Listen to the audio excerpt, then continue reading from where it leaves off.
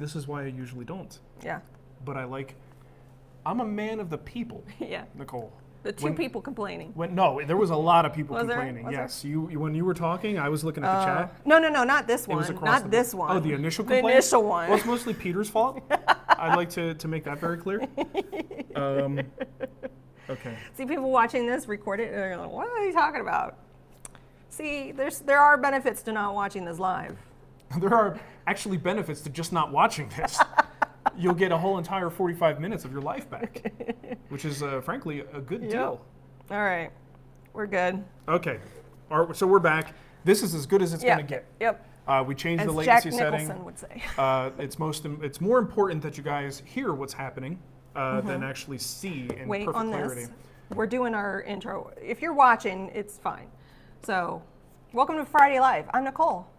I'm confused. You've deleted everything that we've done. I know, but dang. All right, look, very quickly, who's this guy? Alex? Alex Kilpatrick. Thank you for the coffee, Alex. We're making this quick if you're watching this later because we already thanked you once. Yes. And people who are watching this live don't want to have to see it twice. And So also Jason Bent over at Bent's Woodworking. He has a YouTube channel. He sent me awesome challenge coins. Yeah. He has a cool wife named Nicole.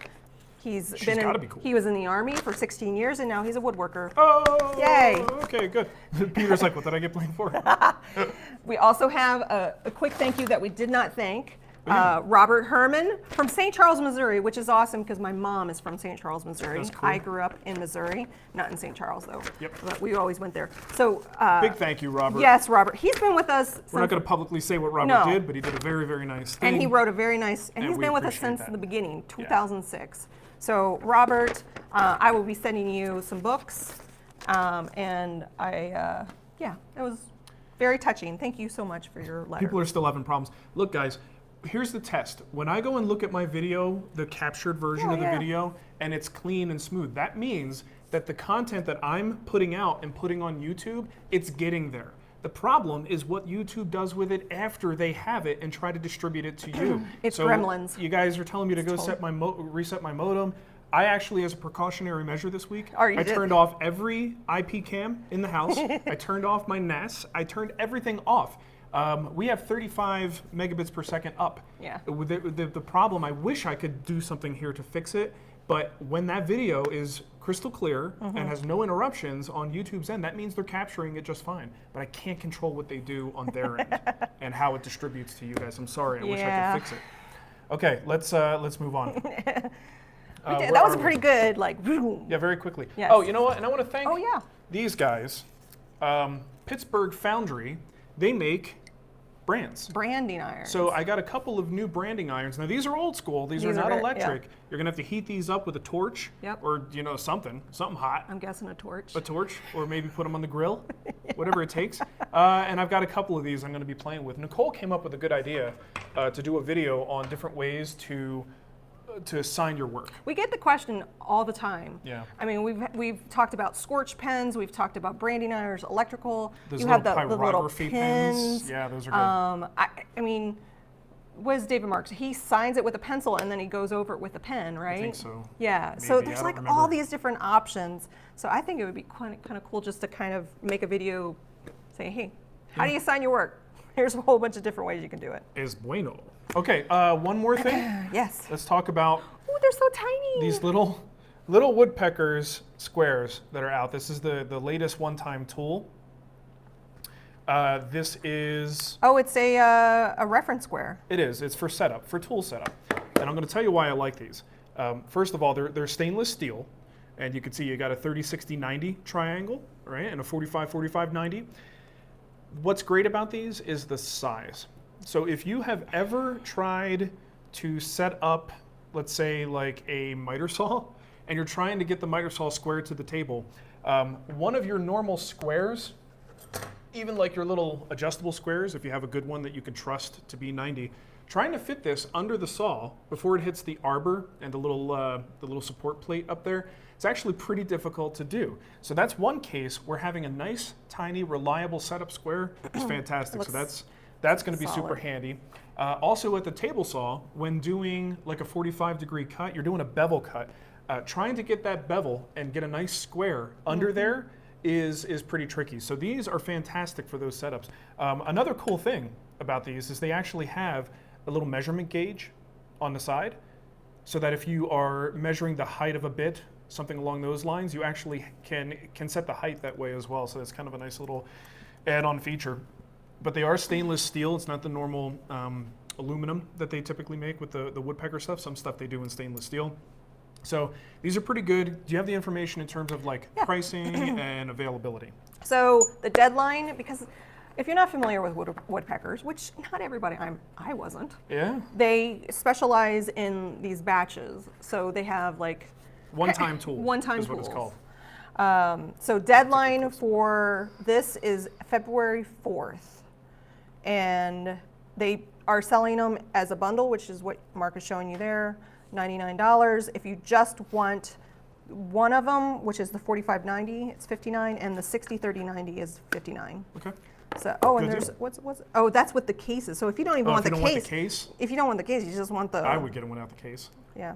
So there you go. Cool. Well, that's it. It's a neat thing. One-time tools are here for a short time, and you got to get on it before they close. And this, they close the doors, Nicole. Well, they're closing the doors. They really actually do close the doors. Because it's a production run. Yeah. It's a physical item. You're essentially pre-ordering is what's Yes. happening. Yeah. Don't you hate pre-orders? Oh, I know. It was pre-orders. So on this new one, we didn't even say thank you to everyone for ordering the book. You missed that. Yeah, that was our big, dramatic, heartfelt thank you for everybody pre-ordering the book is now down in the toilet. The YouTube toilet spinning down like a little turd. Yeah. But let's say it very quickly. Yes. Thank you, everybody who participated in the pre-order bonus for Essential Joinery. It was very much appreciated. Yeah, and we're excited to have you in the guild. And if you are new to the Facebook group, it'll settle down. There's just a lot of new members in there. I wish But this feed would settle down. yeah, people are complaining. So There's only so much we can do. It is what it is. So no PM. No, there's no PM show tonight. We'll have to schedule like the PM shows. The issues are YouTube. People are saying they tried on the phone without See? Wi-Fi and it's working. That's the thing. Like I want to be able to help people with this, Yeah. and it's my instinct to try to fix things. Yeah. But there's a certain point where like we're doing everything we can. Yeah, it's a show. We're just going to keep moving. It's just forward. a live show. Yeah. Let's go, Nicole. All You know what? right. Screw all this stuff. Yeah. Let's answer some questions. Let's answer some questions, yo. I have a bunch of Patreon questions, but I just saw one in the chat room from Danny Wealth. Why is the stream buffering? Well, Danny? Is a moxon? Is it Moxon? Moxon? But moxon? Max off. You put the max on, you put the max off. Vise, a good substitute for a leg vise on a workbench. Maybe. I mean, there are some things you could certainly do. The moxon kind of just acts a little bit more like a twin screw vise. You know, so you've got that big flat plate. I guess the things you might do with a leg vise, you could probably do very similarly there. Trying to think what limitations it might have. Depending on where it is, if you use the leg vise to plane the end of a board, or I'm sorry, the edge of a board, so you got the board running along the length of the bench and it's locked in at the leg vise, that might be something that it might not do so well, especially if it's an add-on moxon that's put on top of the bench. It may not engage with your work holding things that are on the other side. But I think it's probably possible that it would work just fine. It just depends on how it's integrated and the kind of work that you do, the kind of work holding that you need. We have a super chat from last week that came in after, because there's a buffer and there's the delay, so I didn't get this till after. Oh, as we know. Yeah. You guys, your questions are a little pixelated and they're coming in late. Could you work on that? Kyle Schmidt says, the young men from our shop just wanted to say hello. They yelled at me last time. I called them kids. Oh, that's right, and we missed that. Yep, we we felt missed bad it. not Kyle. mentioning it. Well, Kyle and the and kids. the young men. I mean the young men. The young men. Thanks for watching, guys. Yeah, thanks for watching. We also have a super chat from Philip Erickson. For a coffee and a question, what solution would you recommend to clean off the black burn coloring on my spiral bits? It's as gross as Marc's eye rash. Hey, my eye rash is gone now. Yeah, I know. My eyelids are svelte. Yes. You know, there's a lot of different things out there. I don't like the really harsh stuff. There are really effective chemicals that you could put on those things to get that stuff off of there. I usually let mine soak in a blade and bit pitch and resin remover, like the orange flavored kind. You can get Simple Green has a like heavy duty formula that you can also use. And a lot of times their stuff comes concentrated, which is nice because you could either dilute it or not. You know, take a little bit, put it in a Dixie cup, drop your bit in there, and let it soak. You know, give it a half hour if you need to, and then come back with some kind of a bristle brush that's stiff, but not necessarily something that's going to scratch it in any way. I mean, if it's carbide, you're probably fine anyway. But just to braid the stuff off of there, that's always worked for me. Until you get past the point where like the bit is just bluing and it's in trouble, you're not going to be able to clean that off. So Kojak Silverback said, thank you and your mom from me for being an idiot and fixing my mistake on my order. We had a lot of mistakes. She's probably watching, so you just did thank her. Yeah, and you're not the only one. Yeah. It was a mad rush of orders. Lots of people made mistakes. Yeah, and we're happy to help. And I'm seeing a couple people. Look, Mr. Doolittle, QoS is not going to help this situation. QoS implies that there's network congestion here locally, and there's nothing else going on my gigabit connection right now. So I agree, in some situations QoS would help. I don't think that this is one of them. It's not going to do anything. People are saying they restarted their browser and it solved their problem. So it happens. Okay, so let's move on to some Patreon questions. Did you turn it off and turn it on and back on? Is it a problem between keyboard and monitor? Is that what it is? Or chair and keyboard? What is it? Pebcac? Okay. Kevin wrote in, he says, I often have issues with stain not being absorbed into wood due to glue squeeze out. On many projects, I have a spot or two along the joint that'll be this way. This happens even after sanding. Do you have any advice on how to prevent or at least minimize the issue? Okay, so yes, you can do certain things. It depends on how much precaution you want to take.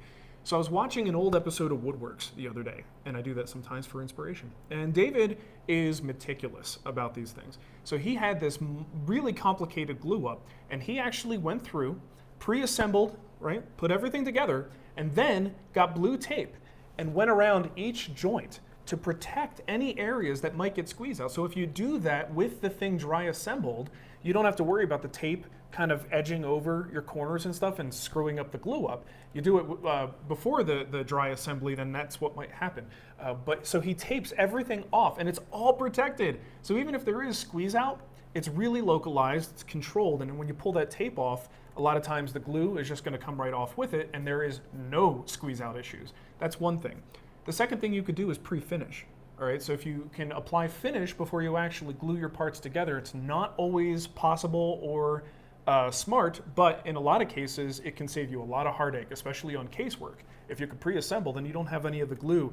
I'm sorry, you do have the glue squeezing out, but the wood is finished, so it's not going to actually penetrate into the wood. You just wipe it away with a damp cloth and it's done. Right? So pre-finishing is a good thing. Also, go a little easier on the glue. A lot of times we can overdo it. I just saw a video. Fine Woodworking likes to put out videos. I think they're older pieces of content, but they're little clips, and I got it in my inbox. I can't remember who the guy was. Really good woodworker though. But he's assembling a joint, a mortise and tenon. And what he does is as he's halfway through and the glue starts to pool on the outside of the mortise, because it's basically scraping off the tenon, at that point, before he fully seats those shoulders, he goes in with a chisel and scrapes that little bit of glue that's in there, wipes it away, and then puts the mortise and tenon down, and then there's no squeeze out, which was a pretty cool trick. So that's really about it as far as my suggestions for how to avoid it. If it happens afterwards, what I like to do is let it gum up. You know, give it about, depending on where you are in the temperature, half hour, 45 minutes. Let it get to the point that it gums up and then scrape it away. I try not to scrape it away while it's completely wet because that just kind of spreads it. And a wet rag also spreads it. So scrape it away and then use a scraper to clean the area up and finish with sanding. Alfred just said he's new to the Wood Whisperer and he pre-ordered the book to get the Guild project, and wow, fantastic production and instruction. Ordered a few more projects afterwards. So cool. I just wanted to say thank you, Alfred. Nice. We have a lot of Patreon questions. This one's from Kevin Howell. If you're not familiar, we take some preloaded on Thursday morning. I post on the Patreon feed and say, hey, you got questions? You want to send them to me? Yeah. That's how we do it. And then I'm also pooling and snagging questions from the YouTube chat. Kevin Howell says, I often have issues with stain not being absorbed into the wood due to the glue squeeze out. Weren't we just talking about glue squeeze out? Yeah. On many projects, I have those right here. That's what I'm reading. Oh, sorry. Is that what you just did? I got the questions. Oh. Yeah. You just do YouTube. Okay. I'll focus on the Patreon questions. My favorite part of this stream is I get to see the comments once in a while. It's completely comments about tech, IT, QoS, and our stream. I love it. I want to read this stuff. No, don't worry about it. It's interesting. No, we got to do a show. Nicole, don't squash my dream. All right, so Greg just wrote in. He says, congratulations on the book sales. Now when can I start complaining about it not being delivered fast enough? Greg, officially, we will start accepting complaints in June. In June. If you don't have your book by June, please send us an email. Okay, so Marc Olivier Bastien says, I tried to use leftover red oak flooring for a small project, Guild picture frames, and the 4 pieces that I planed instantly dulled the knives. I tried to remove some of the finish with a scraper before planing, and it just skipped over it. In hindsight, I probably should have understood that the finish was rock hard. How would you go about upcycling these boards, or would you just not bother? Honestly, I might not bother, but if I'm gonna upcycle them, that's a nice finish that's on there. Think of a project that you might be able to benefit from pre-finished materials. So even if you just rip the sides down and you glue it together to make some kind of a panel for something, having finish already on there might behoove you. There have been times I've been very tempted to take leftover flooring from laminate flooring and use that as a bench top surface, right? So make a bench top with an MDF core, build a little material around the outside and drop that flooring in. Now you've got this super durable, rock hard finish on a surface where that kind of finish is really beneficial, like a work surface. So that's the kind of stuff I would think of. Don't just throw it out, but think of projects where you don't have to remove that finish. Otherwise, I would hate to see you waste this stuff if it's perfectly good. I got an email. I was supposed to do it last week, but because I was in and out, I forgot. So, and I talked to Phil. His name's Phil Erickson, who just did a super chat. Okay. He said, I'm a Guild member and proud of it. I was fortunate enough over the holiday season to receive 2 mega flush trim bit routers from Infinity Tools. Oh, the Infinity ones, yeah. He wants to give one away. Oh, no kidding. So on this show. Oh. So, I told him I would pick a winner from our chat, and we'll do that at the end of the show. You want to do that? Yeah, sure. We'll pick a winner at the end. So, yeah, if you want one of these this mega router bit. Hey, I think people are picking on Josh Doolittle now because. Oh, don't pick on Josh. Because I was wrong. No, it's a good suggestion. I mean, in most cases, if I had kids inside trying to stream Netflix at the same time, you know what? For Friday live PM shows, that's a good time for me to turn on QoS because that will help me prioritize traffic. But even then, I don't think it's a problem. Yeah. But yeah, anyways. So thank you, Phil, for the generous donation to the chat room, and we'll pick a winner at the end. Winner, chicken dinner. Yep. Scott Griffith wrote in. He says, "I'm currently building the Kids Kitchen Step Stool. My usual go-to finish is a wipe-on poly. I'm looking to try something different on this project. What would you recommend I could try? The wood species being used is walnut and flame birch." You can use whatever you like, I mean, I would definitely recommend something with a film. I think a wipe-on poly is kind of one of the best, simplest finishes for that purpose. With the Kids Kitchen Step Stool, we're talking about something that's going to get, if it's like ours, flour, ketchup, oil, cake batter, oil. A lot of kitchen stuff is going to get on there, so it doesn't need to be. Kids don't care. They don't care. It's not. It doesn't need to be like food safe finish because you're not actually. It's not technically something you're cutting or putting food on. Though food stuffs will get on it. And you got to be able to clean that food stuffs. So I do like the idea of a film finish. I think a polyurethane is a great choice. If you wanted to venture off into shellacs and lacquers and things like that, I would say which one is the most interesting to you? It sounds like you want to experiment because you want to learn. So which one sounds the most appealing? I love lacquer. I don't really spray much of it anymore, but lacquer is a fantastic finish. People who have been doing hand-applied finishes for years, when they first do lacquer, it's like their eyes open to a whole new world. Because it's exciting. Oh, I don't know. It's something like that. I don't know the lyrics. It's a shame that I don't. So if you want to try lacquer, that might be a good, fun finish to give a shot. All right.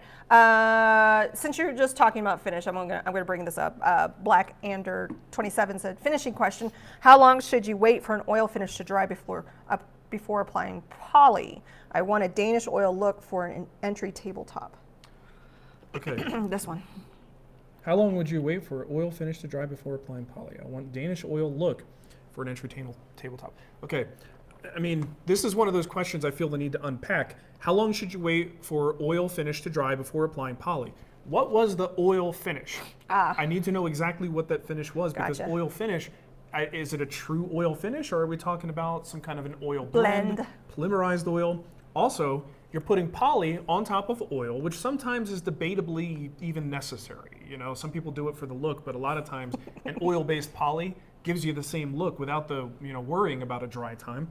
And you want a Danish oil look. So my question there that I would throw back at you is why you didn't just use Danish oil in the first place.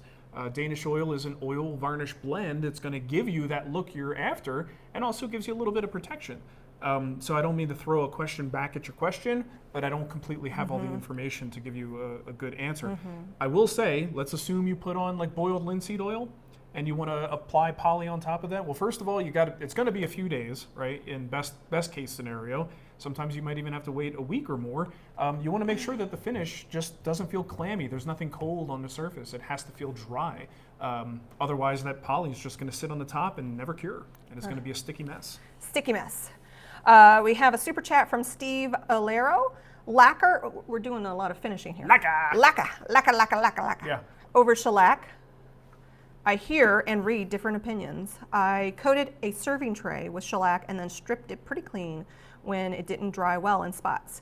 Can might be too old. Oh, might be old. Well, you stripped it off, so why are we worried about lacquer over shellac if it's off the surface? I get a feeling he didn't really strip it completely. So you did a bad job? He just said, pretty clean. Okay. Pretty clean. It'll be fine. I mean, as long as you sand the surface again and give it a nice clean thing for the lacquer to bind to, the lacquer should have no problem on that, on top of the lacquer. And shellac can be a little bit temperamental depending on the age, when it was mixed, the age, if you bought, let's say, pre-made stuff, how long it's been sitting on the counter. Shellac at Home Depot probably doesn't sell that fast. So, what is the shelf life? It's hard to say. Black Alder said Danish oil. You asked what kind of oil. So if he put Danish oil on first, then he's going to coat it with poly, but wants to look at Danish oil, you need to not put the poly on the surface. It's not going to look like Danish oil. Yeah. You're going to layer a really, fairly thick plastic film on top of your Danish oil. It's going to completely negate the Danish oil. So I would say multiple coats of Danish oil, and I don't mean, heavy coats. I mean a wipe on, wipe off kind of coat. That will give you a decent amount of protection. But if you need more protection, you have to give up that Danish oil look. It's just not going to happen. All right, so we also have a super chat. Someone's that was drinking every time I say shellac. Shellac. Shellac. I have more questions here. Go ahead. Justin wants to know, I'm in the midst of a project that requires me to veneer. Oh, he's one of our folks that I thanked on Patreon. Oh, cool. A 40 by 48 panel utilizing pre-catalyzed veneer glue, UltraCat. The glue states a minimum temperature of 70 degrees is required to cure. I live in Northern California and my shop isn't heated, so temperatures don't usually exceed 60 degrees. The answer might be a no-brainer, but when I clamp the panel, will the glue ever cure if I leave it in the shop? Or should I figure out a way to glue the panel inside the house where the temperature exceeds 70 degrees? I don't know about that glue specifically, but I'm going to speak in generalities here. I think when it comes to a catalyzed reaction, temperature is going to be a pretty important factor. So when we're talking about, let's say like an oil-based finish, let's just go to a different category. Oil-based finishes, generally, if you leave them, even if it's cold, it's just a matter of time, right? They're curing by oxidation. So as long as it's got fresh air, it'll take longer, but it will eventually cure. But glues, and something that has a catalyzed reaction involved, I am a little bit scared to advise that you just let it go. I think for that reaction to work and thus the glue to do what it's supposed to do, I think you need to be at that minimum temperature, and I would follow the manufacturer's instructions. Someone with experience on this particular glue specifically might have different advice for you, but just speaking very generally about catalyzed reactions, you probably want that temperature to be where it's supposed to be. So get some space heaters in that space, maybe even put like a blanket or a tent around the glue up. That's something if you want to keep it in the shop. But if you have the means to bring it in the house, this is not the kind of project you want to mess around with. Bring that thing in the house and do the glue up there if you have to. We have a super chat from our friend Joseph Mensch. He said, Mark, thanks for the help the other day. What'd you do? I help Joseph on nearly a daily basis. Frankly, all the good in his life he can thank me for. No, actually, Joseph and I had several very extensive conversations about running Plex. Plex. And I turned him on the Plex, and he is one happy video watching boy. Plex is awesome. Plex is fantastic. Yeah, especially if you get like, I was an early adopter of Plex, and they were running a for the lifetime thing? $79. Morons. Lifetime. Dummies. It's so Suckers. awesome. Yeah, it's pretty good. It was one of those few instances where being an innovator paid off. Well, we did that with TiVo too. Yep. Early lifetime subscription stuff was pretty handy. But yeah, if you are wondering, I wish I could watch the Guild videos on my TV. It's a good way to do it. It's a great way to do it. Plex is on pretty much every platform, every device. You can get Phone. an app. You can get it on Fire TV, Apple TV. So if you have a Plex server running in your house and you want to take Guild content and put it on Plex server and watch it anywhere. And when we say Plex server, it's just a computer. It's a program running on your a computer. Yeah. That's all it is. Yeah. Not like a server rack and all kinds of crazy stuff. I know when some people hear server, they're like, oh, I don't have a server. Yeah, you do. It's your, Plex it's has your a lot computer. They have like DVR features and stuff. I got a secret. You know what the cloud is? It's somebody else's computer. Yes, it is. Thanks, Nicole. Yeah, I've demystified it all. Thank you. It's so much clearer now. I know. But yeah, we actually have in the Guild Facebook group a whole topic for Plex. Oh yeah, for transferring. Because it's been a discussion quite a bit. So, and it's not, I mean. Well, the one thing that differentiates the Guild from a lot of paid video content platforms, we let you download the videos. Yep. Not just the video, like a little teeny tiny postage stamp size video, we let you download the 1080p high definition video. You can archive that and then you can distribute it for your own means in your own house. Yes. And then we also have a super chat from Jesus comparing the miter station Guild project and the cabinets for the alcove. Jace. The toe kicks are different. Which option is better? Neither is better. If the ground is level. I think look at the two and look at the amount of work involved. I think if you have a lot of adjustments to make because the ground's way out of whack, I find it easier to level a platform and then build your cabinet on top of that. If you don't have a major problem like that, you could just build the toe kicks in and then use leveler feet to adjust for any lack of flatness or lack of level. So I think it depends on the situation. But for me, in the case of these cabinets, I had massive slope. Like the slope over here is stupid. So building platforms just seemed to be the easier, more logical choice. The platform building is a separate project apart from the cabinets. No leveling feet would have been able to adjust that for me. Nigel and Donna in the chat room said, a shout out to my friend Steve, the ideas man, whose wife just gave birth to their second child this afternoon. Woohoo! So congratulations, Steve and wife. She has a name, but I don't know it. Steve and wife. So. she had a big part in this process. She had probably might deserve the biggest part. Name recognition. Think about that. All right. All right, what else? We have another super chat from the Wood Lab, our friend Jim, right? Jim Ashley? Jim just had surgery. Yeah, he did. He had Lorna Doone cookies. He did. He was enjoying his little snack in the hospital.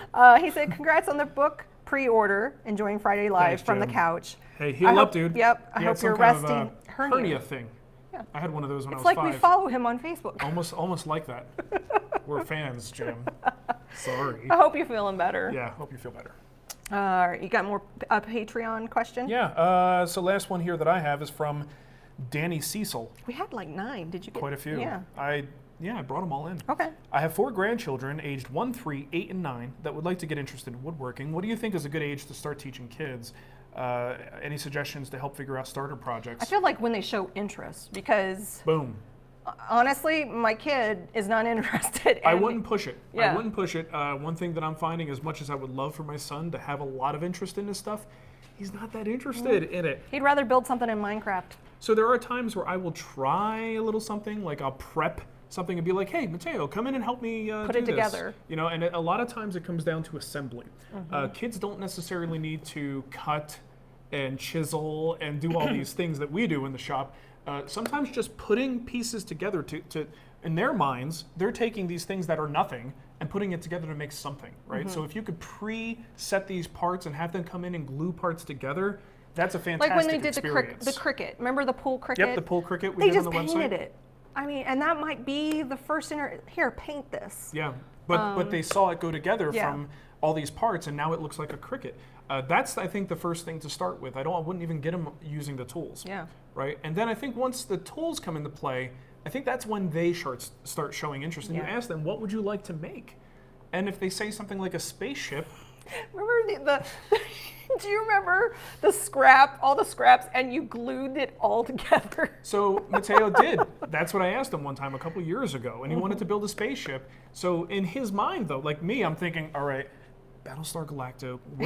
What did that spaceship look like? What does a Star Destroyer look? Yeah. Matteo just wanted to put 3 or 4 2x4s together with some plywood. He just wanted to glue it. To glue this thing together, and in his mind, that was the spaceship. Yeah. Right. So it's a matter of like adjusting our expectations, lowering the threshold a little bit, and letting the kids' imagination come to life by just putting stuff together. And I think that's really where you spark the interest. Yeah. Well, and I've done this with a local girl. She wants to learn how to sew. So I did most of it, but I let her feed it through the sewing machine, and I let her kind of cut things. And for her, she made that blanket. And that is the first step into kind of fostering a kid's love of something. Gotta get the spark. The ownership. They want ownership. Yeah. So we all do. So. Real quick, someone's asking about the brass hammers. Glenn Drake makes the 3 that I have on the wall here, and this one is kind of like a new updated version of the design by Dema. Dema did that one. And I don't know his full handle Yeah. on Instagram. It's actually. I actually don't know if he's still making He them. does, I thought. Because I don't think he's Etsy? doing that full time, but he does have an Etsy If store. if you just type Dema Etsy, he's the first one that Okay, comes yeah, up. Dema is Dema. Yeah. And he makes a really nice version of those hammers. He has, he has that's some a different stuff. hammer. Oh, that's a different. Anyway, contact him. Go take a It's look up at to his. him. Yeah, I don't know if he's still making Go them. take a look in his Etsy store. Yeah. I'll put a link in the chat. We also have a super chat. One came in, and I just need to refresh it to get to it, and I'm delaying. I'm excited about going shopping for appliances today. Oh yeah. So we have to go buy an oven. Our oven is a beautiful oven.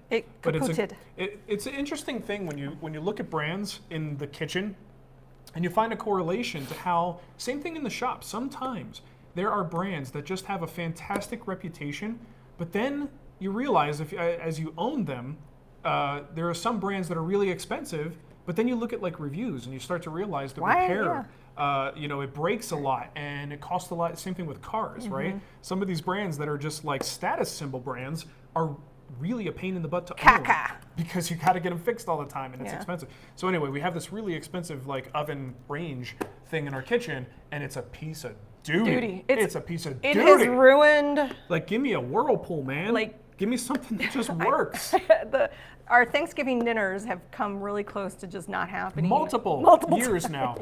The thing just decides to go into broil mode, full blast. I'm like, what's going on? Yeah, like smoke. It's bad, and it has tried to destroy a many Thanksgiving turkey. It's a shame. Honestly, you want to know what we're doing with the revenue we made from the book sales? We're gonna go buy a damn oven. We're gonna get an oven. That's exciting. So we can cook.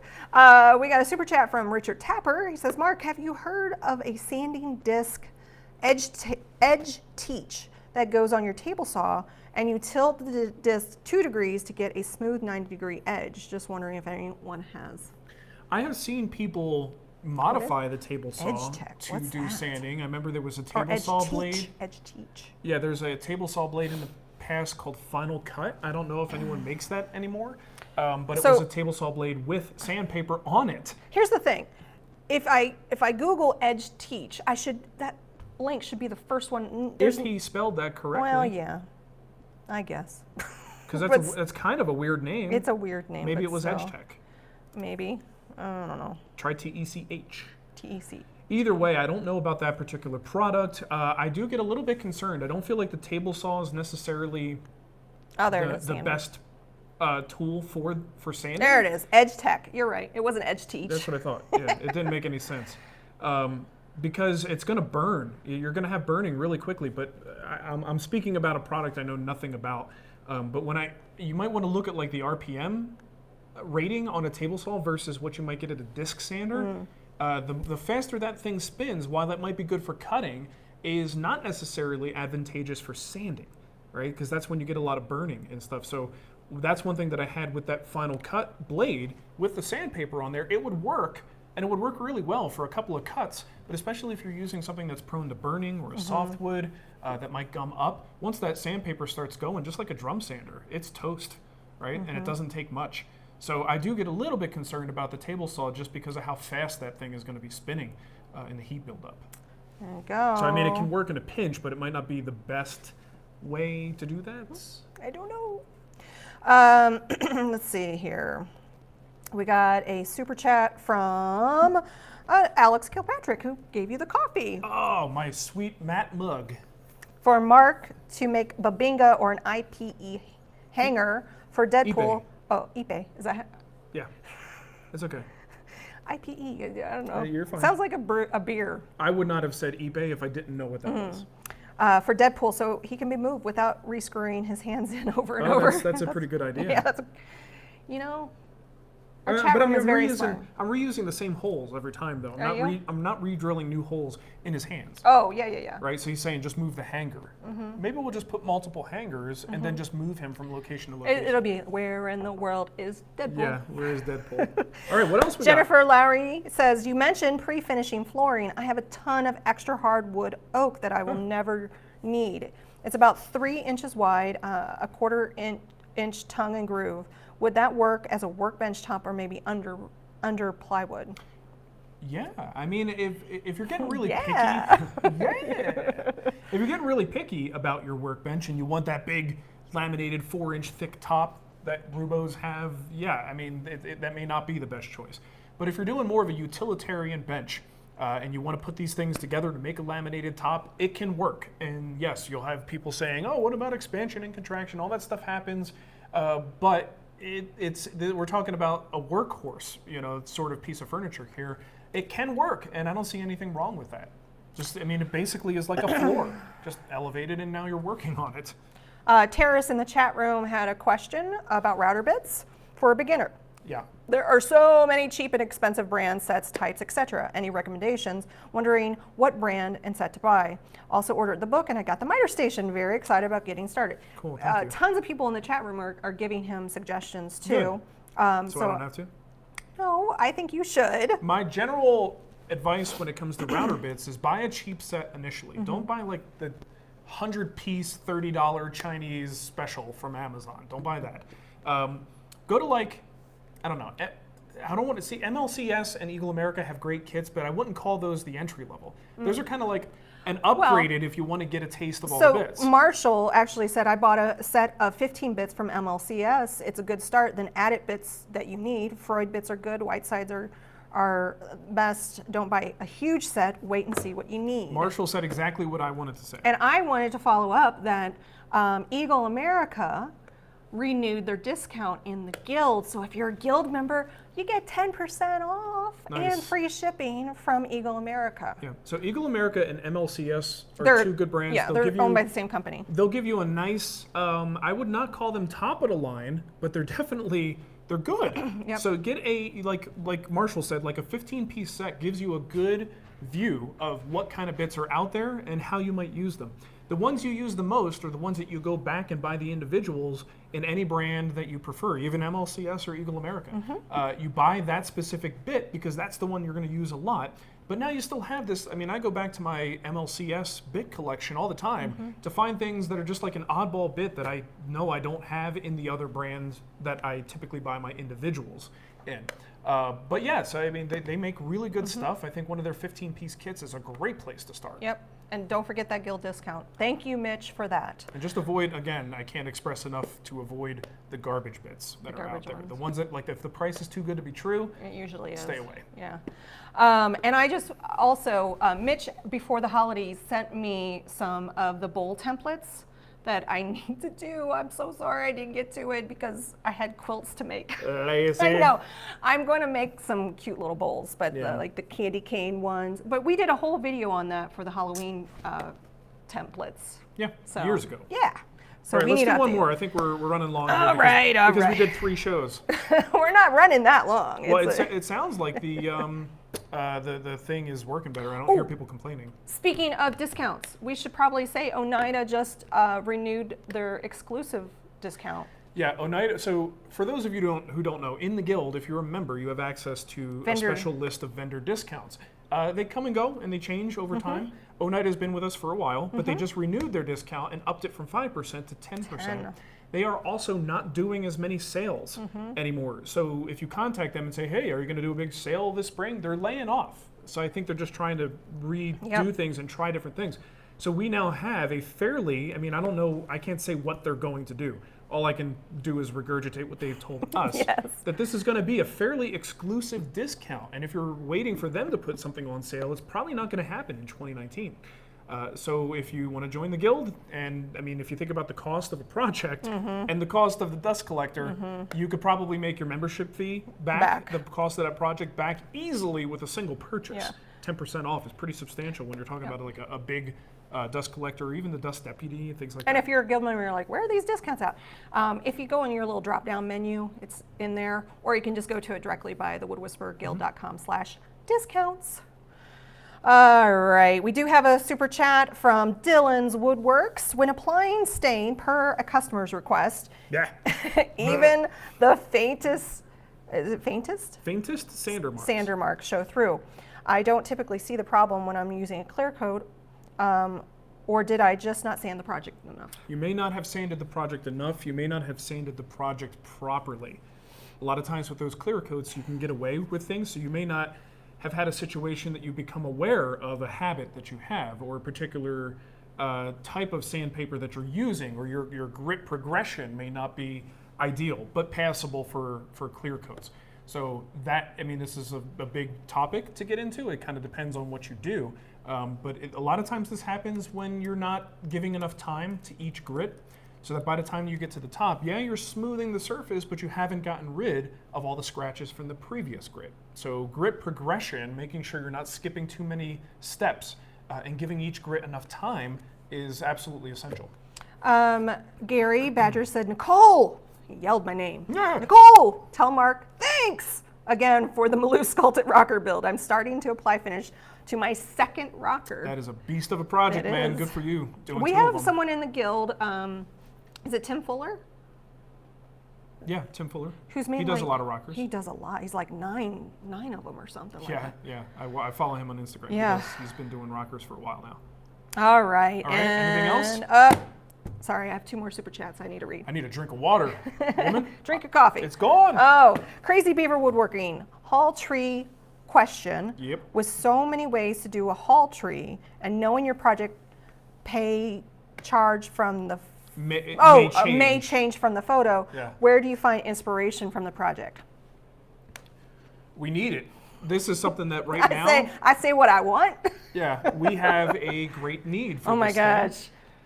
It's ridiculous. Its feature set and size will be dictated by the place it is going. Yeah. I think people may want either bigger or smaller, depending on where they're going to put theirs. So it's not. This doesn't always happen on guild projects. Yeah. But in this particular case, my actual personal needs are going to very much dictate what features the hall tree has. So many needs. So many needs. So many needs. Yeah. We also have a super chat from Moondog Woodworks. Hey, Marc and Nicole, just wanted to say thanks for all you do in answering my silly glue question a couple months ago. Well, you're welcome. Well, obviously, it wasn't that silly. We love silly glue questions. What's your favorite glue? I love that question. It's always been and always will be Type-Bond. Type-Bond. We love Type-Bond. Type-Bond's great stuff. All right. I got to pick a winner for the Router-Bit that Phil is going to send. And Alex Leffelman, you called dibs on it, so I'm going to give it to you. Oh, did he really? Nice. See, that's great. Sometimes, you see, being a little aggressive can pay off.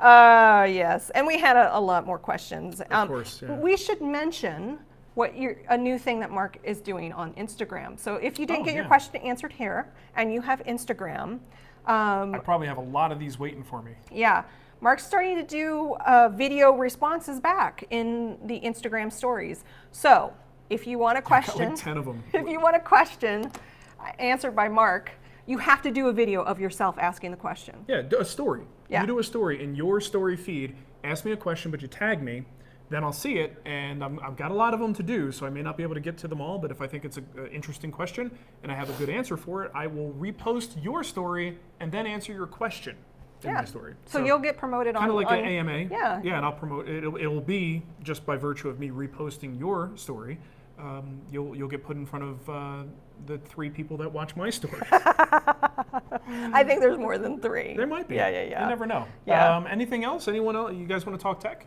It's heck no. You Let's know, not. maybe we'll do a screenshot, a screencast, and I'll go into my router settings, and we'll have a nice little discussion.